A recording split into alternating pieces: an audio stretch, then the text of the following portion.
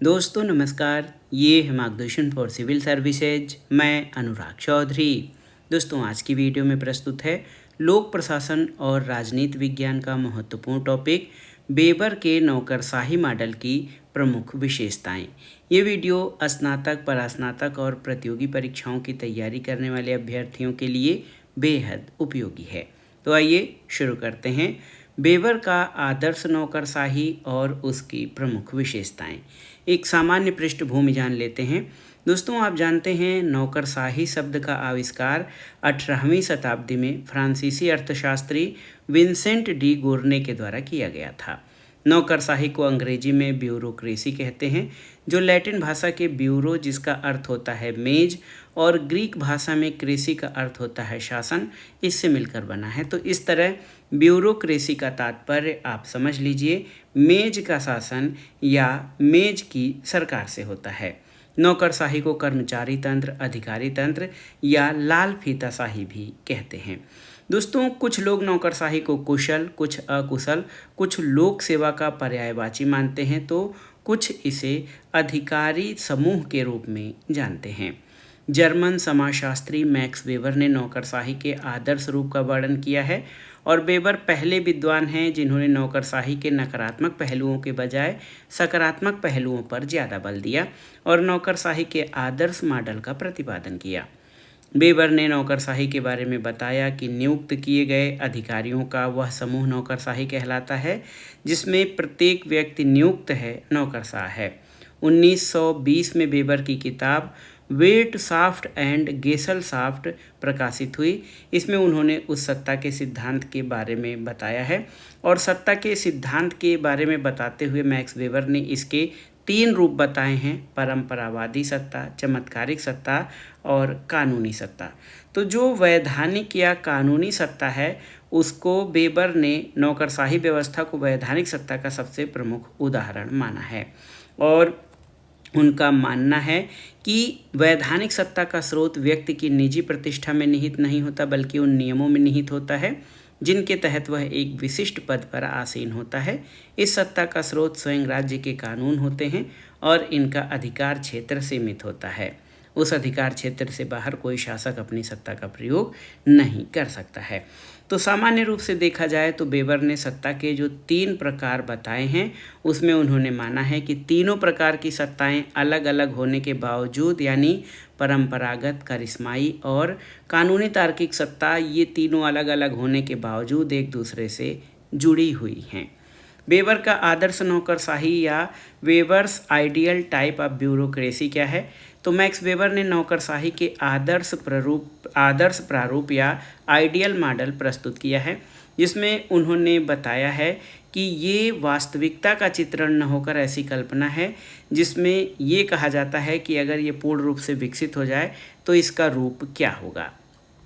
यानी आदर्श रूप का मतलब आदर्श नहीं, यानी इसका तात्पर्य ऐसा होना चाहिए होता है और इसका रूप, आदर्श रूप अच्छा हो सकता है, बुरा हो सकता है, कुछ भी हो सकता है।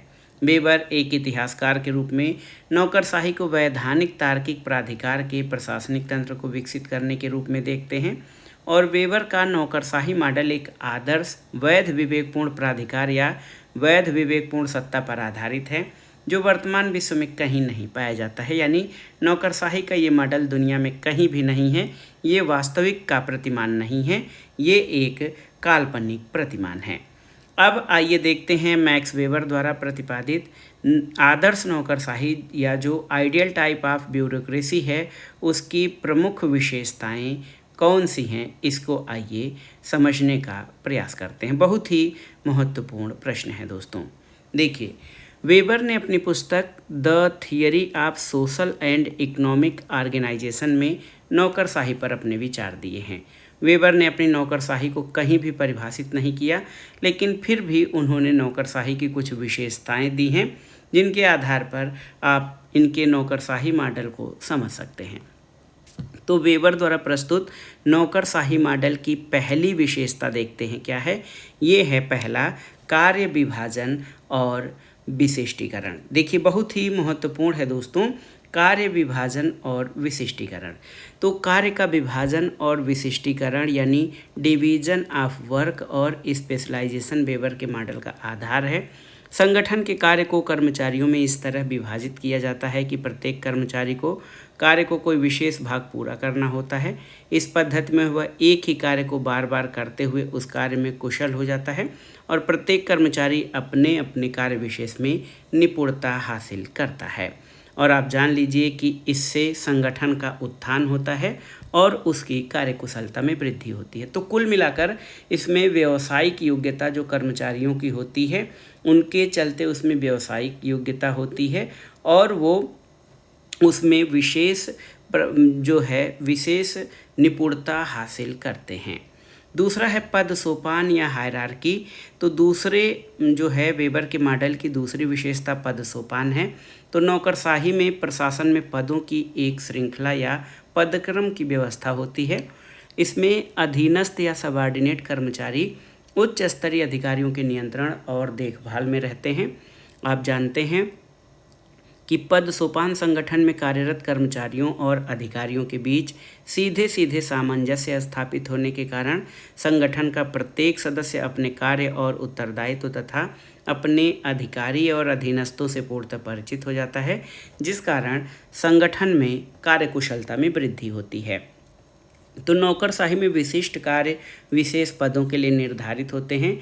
ये कार्य योग्यता, अधिकार और उत्तरदायित्व में इसमें एक अंतर होता है और प्रत्येक जो सबॉर्डिनेट कार्यालय होता है अपने ऊपर के कार्यालय के नियंत्रण के अधीन होता है।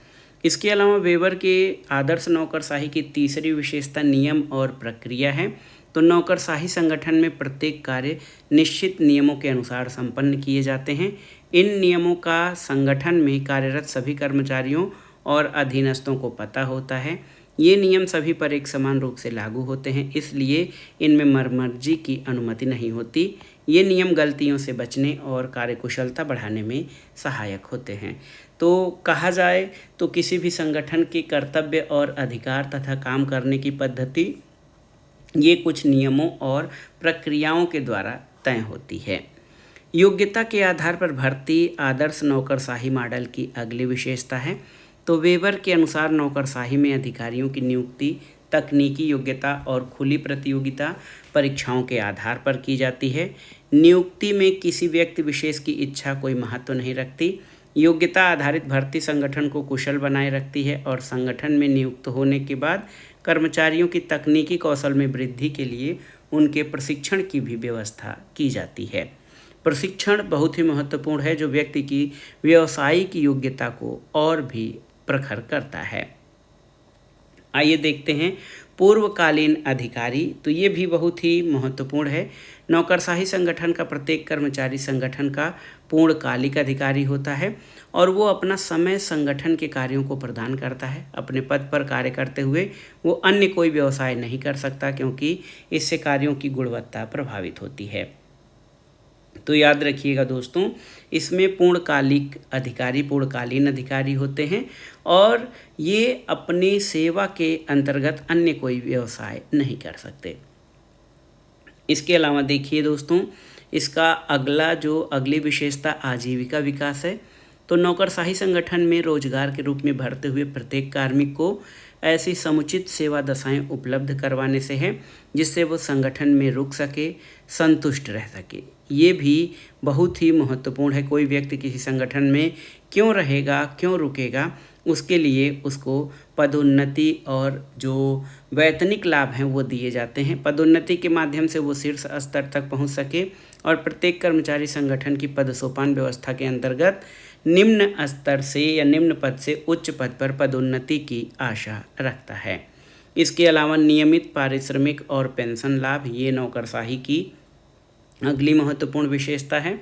तो नौकरशाही संगठन में कर्मचारियों को उनके कार्य के अनुरूप निश्चित पारिश्रमिक दिया जाता है।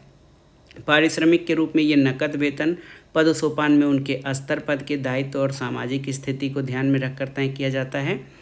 वेतन के अतिरिक्त कर्मचारी के सेवानिवृत्त हो जाने पर उन्हें पेंशन और भविष्य निधि जैसी सुविधाएं भी दी जाती हैं।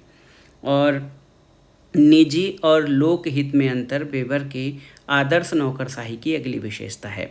वेबर नौकरशाही संगठन में उत्पादन और उत्पादन के साधनों के स्वामित्व से व्यक्ति को अलग करने की वकालत करते हैं। साधनों पर संगठन का स्वामित्व बताया गया है। साधनों को उपयोग में लेकर कार्य करने वाले कार्मिक साधनों पर निजी स्वामित्व स्थापित नहीं कर सकते। कार्मिकों के अपने हितों की पूर्ति करने के लिए संगठन के साधनों का प्रयोग नहीं कर सकते। निर्वैयक्तिक व्यवस्था, ये बहुत ही महत्वपूर्ण है दोस्तों, क्योंकि आप जानते हैं नौकरशाही के आदर्श मॉडल में एक अधिकारी निर्वैयक्तिक भावना से कार्य करता है। प्रशासनिक अधिकारियों को अपना कार्य करते समय वैयक्तिक आधारों को भुलाकर समस्त कार्य नियमानुसार बिना भावनाओं और संवेदनाओं में बिना बहे करना चाहिए। इससे संगठन के कार्य निष्पक्षता न्याय संगत होते हैं। अगला है व्यवस्थित अनुशासन और नियंत्रण। तो नौकरशाही संगठन में अनुशासन के रूप में आचार संहिता का निर्धारण किया जाता है। इनका पालन करते हुए संगठन के प्रत्येक कार्मिक को अपने पद के निर्धारित कर्तव्यों और उत्तरदायित्वों को पूरा करना होता है। सभी अधीनस्थों पर उच्चाधिकारियों का नियंत्रण रहता है और आवश्यकता पड़ने पर अनुशासनात्मक कार्रवाई की व्यवस्था भी होती है। अगला है लिखित दस्तावेज। तो नौकरशाही संगठन के कार्यालयों की प्रबंध व्यवस्था लिखित दस्तावेजों तथा फाइलों पर आधारित होती है। इसमें संगठन के निर्णय और गतिविधियों को औपचारिक रूप से रिकॉर्ड किया जाता है। भावी संदर्भ के लिए इसको सुरक्षित भी रखा जाता है। कार्यकुशलता जो है आदर्श नौकरशाही की अगली महत्वपूर्ण विशेषता है, क्योंकि नौकरशाही संगठन अत्यंत दक्ष यानी निपुण व्यक्तियों का शासन है। उनकी कार्यकुशलता तार्किक व्यवहार पर आधारित होती है। इसमें कार्य विभाजन, योग्यता द्वारा चयन, आजीवन व्यवसाय, नकद वेतन, पदोन्नति, निष्पक्ष कार्य और लिखित दस्तावेज आदि विशेषताओं से कार्मिकों की कार्यकुशलता में वृद्धि होती है। तो ये जो है मैक्स वेबर के आदर्श नौकरशाही मॉडल की प्रमुख विशेषताएं हैं। अब आइए वेबर के मॉडल का उपयोग क्या है उसको हम कुछ बिंदुओं के माध्यम से समझने का प्रयास करेंगे। वेबर के नौकरशाही मॉडल का प्रमुख उपयोग क्या है आपको बताना है। देखिए दोस्तों, वेबर का आदर्श नौकरशाही मॉडल दूसरी नौकरशाही की तुलना के लिए उपयोगी है। इसमें हम तुलना कर सकते हैं कि कोई दूसरा अधिकारी तंत्र प्रतिमान इस नौकरशाही मॉडल के कितने निकट है। इससे हम पता लगा सकते हैं कि उसमें इसकी विशेषताएं कितनी मात्रा में पाई जाती हैं। दूसरा है वेबर के नौकरशाही प्रतिमान ने तुलनात्मक लोक प्रशासन से संबंधित परिकल्पनाओं को विकसित कर अनुसंधान कार्य में सहायता दी है। तीसरा है इस प्रतिमान से विकासशील देशों में पाई जाने वाली कथनी और करनी के अंतर की विसंगति का ज्ञान होता है। इन देशों में कानून और उनका पालन करने में बहुत अंतर है। चौथा है कि वेबर ये प्रतिमान पूंजीवाद की उपयोगिता का ज्ञान करवाता है। और पांचवा है कि वेबर का प्रतिमान तकनीकी योग्यता प्राप्त कार्मिकों के चयन पर बल देता है, जो संगठन की कार्यकुशलता और दक्षता का आधार बनता है। वेबर की कुछ आधारों पर आलोचना या वेबर के इस मॉडल की आलोचना भी की जाती है।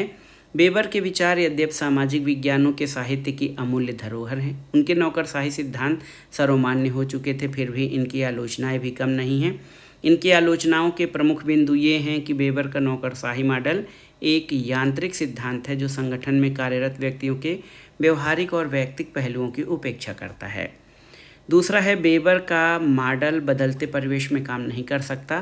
प्रोफेसर रिक्स का मानना है कि ये मॉडल संक्रमणशील और परिवर्तित होते विकासशील समाजों के प्रशासन की स्पष्ट व्याख्या नहीं कर सकता।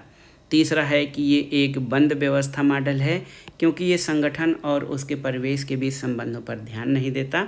और वेबर का मॉडल सामाजिक व्यवस्था और अनौपचारिक संगठनों को नहीं पहचानता, जिनसे कार्मिक को उत्पादन की प्रेरणा मिलती है। पांचवा है कि ये मॉडल संगठन में रूटीन और दोहरावपूर्ण कार्यों के लिए तो उपयुक्त है, किंतु रचनात्मक और कल्पनाशीलता वाले कामों के लिए नहीं। अगला है कि वेबर का अपने मॉडल के लिए आदर्श प्रारूप शब्द का प्रयोग गलत है, क्योंकि इसमें कुछ भी आदर्श जैसा नहीं है। वेबर ने अपने मॉडल में नौकरशाही द्वारा कर्तव्यों के निष्पादन के संबंध में निर्वैयक्तिक भावना पर बल दिया है, जो कि व्यवहारिक रूप से कठिन है। और इसी तरह वेबर अपने मॉडल में नियम और कानूनों पर अत्यधिक जोर देते हैं, जबकि संगठन के उद्देश्य प्राप्ति को सुनिश्चित करने के लिए नियम और कानून साधन मात्र हैं। अत्यधिक जोर देने के कारण नियम साध्य से साधन बन जाते हैं, जो कि संगठन की कार्यकुशलता के लिए घातक हैं। नौकरशाही की आलोचना के संबंध में कुछ विद्वानों द्वारा अपने जो मत दिए गए हैं उनको आइए देख लेते हैं कि किन आधारों पर विद्वानों ने नौकरशाही की आलोचना की है। वारेन बेनिस, याद रखिएगा दोस्तों, ये बहुत ही महत्वपूर्ण विचारक हैं। वारेन बेनिस ये कहते हैं कि एक दिन नौकरशाही समाप्त हो जाएगी, अतः नौकरशाही को जीवित रखने के लिए, जीवित रहने के लिए अपनी उपादेयता सिद्ध करनी है। रैमजे म्योर का कहना है कि नौकरशाही मंत्रीय उत्तरदायित्व की आड़ में फलती फूलती है। उन्होंने नौकरशाही की तुलना आग से की है, जो एक सेवक के रूप में तो बहुत उपयोगी है, लेकिन जब वो स्वामी या मालिक बन जाती है तो घातक सिद्ध होती है। वाल्टर बेजहार्ट का कहना है कि यह एक अनिवार्य दोष है कि नौकरशाही अधिकारी परिणामों की अपेक्षा नियमित कार्यविधि पर अधिक परवाह करते हैं। विक्टर थॉमसन ने इसे ब्यूरोपैथोलॉजी की संज्ञा दी है। थॉमस कार्लाइल ने नौकरशाही को महाद्वीपीय कंटक कहा है और लॉर्ड हेवर्ड ने अपनी पुस्तक न्यू डेस्पोटिज्म यानी नवीन निरंकुशता में नौकरशाही की कठोर आलोचना की है और वो कहते हैं कि वे ऐसी शक्तियां हथियाने का प्रयास कर रहे हैं जो यथार्थ में व्यवस्थापिका और न्यायपालिका के क्षेत्र में आती हैं। तो इन विचारकों द्वारा नौकरशाही की आलोचनाएं भी की गई हैं। लास्ट में आइए वेबर का मूल्यांकन देखते हैं। तो लोक प्रशासन में जर्मन समाजशास्त्री मैक्स वेबर का नाम बड़े सम्मान के साथ लिया जाता है। नौकरशाही और मैक्स वेबर एक दूसरे के पर्यायवाची हैं। वे पहले व्यक्ति थे जिन्होंने नौकरशाही का व्यवस्थित तरीके से विश्लेषण किया और वेबर के नौकरशाही के आदर्श प्रारूप का प्रतिपादन जर्मनी की तात्कालिक परिस्थितियों के हिसाब से किया गया था। इसलिए यह कहना कि ये आधुनिक परिस्थितियों के लिए उपयुक्त अनुकूल नहीं है, ये अनुचित होगा। वेबर का नौकरशाही सिद्धांत सत्ता के सिद्धांत का एक अंग है। उन्होंने प्राधिकार के 3 प्रकार बताए हैं: परंपरागत सत्ता, करिश्माई सत्ता और वैधानिक सत्ता। वेबर ने वैधानिक प्राधिकार के अंतर्गत आने वाले प्रशासनिक कर्मचारी वर्ग को नौकरशाही कहा है। उन्होंने अपनी आदर्श नौकरशाही को कहीं भी परिभाषित नहीं किया, लेकिन फिर भी उन्होंने नौकरशाही की विशेषताओं के आधार पर इसकी विवेचना की है। वेबर के अनुसार जो समाज एक बार नौकरशाही से शासित हो जाता है वो नौकरशाही को कभी त्याग नहीं कर पाएगा। ये कथन वर्तमान में सत्य सिद्ध होता दिख रहा है। आप भारतीय प्रशासन का अध्ययन करने पर पाएंगे कि भारत ने ब्रिटिश आधिपत्य से स्वतंत्रता तो प्राप्त कर ली, लेकिन ब्रिटेन द्वारा स्थापित नौकरशाही से मुक्त नहीं हो पाया। वो नौकरशाही व्यवस्था कतिपय थोड़े परिवर्तन के साथ वर्तमान में भी शासन कर रही है। वेबर की आदर्श नौकरशाही की विशेषताओं में सकारात्मक और नकारात्मक दोनों ही प्रकार के तत्व मिलते हैं।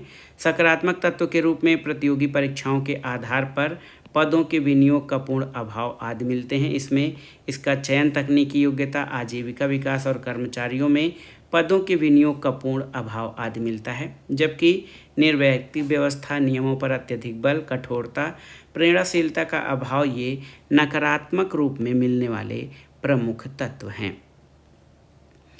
अब दोस्तों, जो लोग ऐसे हैं जो वेबर के नौकरशाही मॉडल की आलोचना करते हैं, वे वास्तव में वेबर की आलोचना नहीं करते बल्कि वर्तमान नौकरशाही की आलोचना करते हैं, क्योंकि वर्तमान नौकरशाही वेबर की नौकरशाही का प्रतिबिंब है। वे वर्तमान नौकरशाही के दोषों के कारणों को वेबर के मॉडल में खोजने का प्रयास करते हैं। दोस्तों, नौकरशाही वर्तमान में मानव समाज के साथ घनिष्ठ रूप से संबंध रखती है।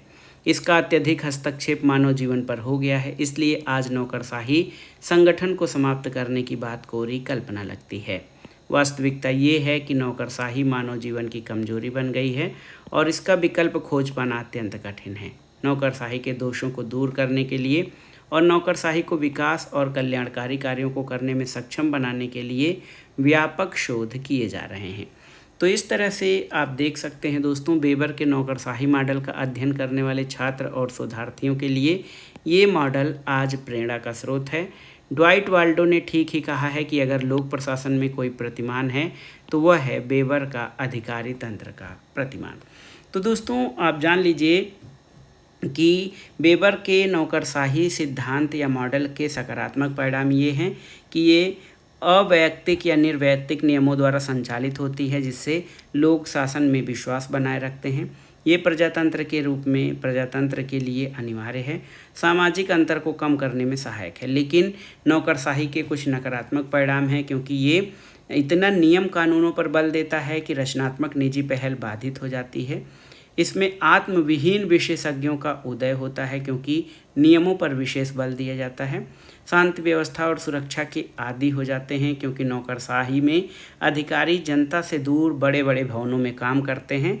वेबर का कहना है कि हम जानबूझकर ऐसे व्यक्ति बन जाते हैं जिसे व्यवस्था या शांति की सबसे ज़्यादा ज़रूरत होती है। और सामान्य रूप से कहा जाए तो इसमें परंपरागत मूल्यों का ह्रास होता है। ये वेबर के नौकरशाही सिद्धांत की कुछ कमियां भी थीं। अब आइए इस अध्याय के महत्वपूर्ण जो आप देखिए महत्वपूर्ण बिंदु हैं उसको जान लेते हैं।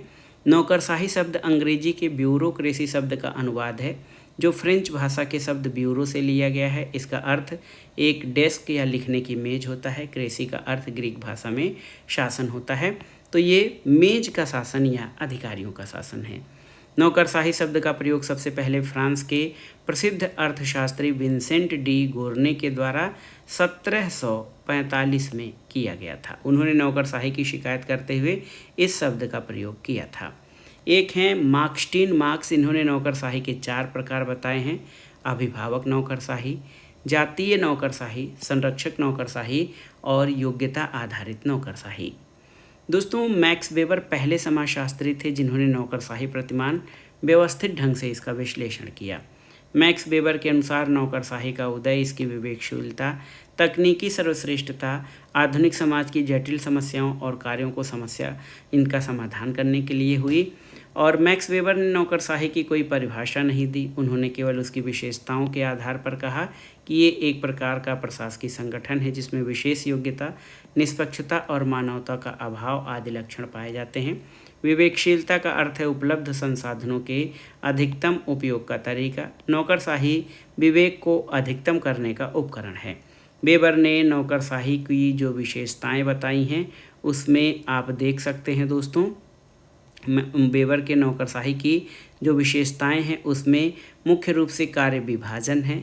आप देखिए, कार्य विभाजन, विशिष्टीकरण, पदसोपान, नियम, योग्यतानुसार भर्ती, पूर्णकालिक अधिकारी और आजीविका विकास नियमित पारिश्रमिक हैं। तो कुल मिलाकर हम कह सकते हैं कि मैक्स वेबर का नाम नौकरशाही के पर्यायवाची के तौर पर प्रयोग किया जाता है, क्योंकि समाज विज्ञान के जिन विद्वानों ने नौकरशाही की अवधारणा को बताने का प्रयास किया उसमें वेबर सबसे प्रमुख हैं। अनेक विद्वानों ने नौकरशाही की कड़ी आलोचना भी की है, लेकिन इसके बावजूद न तो हम इस व्यवस्था को छोड़ पाए हैं और न ही संगठन के कार्य संपादन के लिए कोई दूसरा विकल्प प्रस्तुत कर पाए हैं। तो इससे ये सिद्ध होता है कि नौकरशाही में कुछ ऐसे गुण जरूर हैं जो इसे अक्षुण्ण बनाए हुए हैं। तो दोस्तों, ये था आज का वीडियो।